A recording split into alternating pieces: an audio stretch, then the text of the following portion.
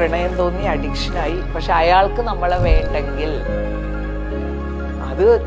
അത് പല ദുരന്തങ്ങളിൽ നിന്ന് കലാശിക്കാറുണ്ട്. കാരണം നമുക്ക് ഒരാളോട് ഇഷ്ടം തോന്നി, അഡിക്ഷൻ ലെവലിൽ നിൽക്കുമ്പോൾ മറ്റേയാൾ നിന്നോട് ഇഷ്ടമില്ല എന്ന് പറഞ്ഞു കഴിഞ്ഞാൽ നമ്മൾ വളരെ ഫ്രസ്ട്രേറ്റഡ് ആവും. ഇനി അത് വൺ വേ ആണെങ്കിൽ അത്രയും കുഴപ്പമില്ല. മറ്റേയാളും കൂടി ഈ ലെവലിൽ നിന്നിട്ട് അയാൾ മാറുമ്പോൾ അത് പ്രതികാരത്തിലേക്ക് കടക്കും.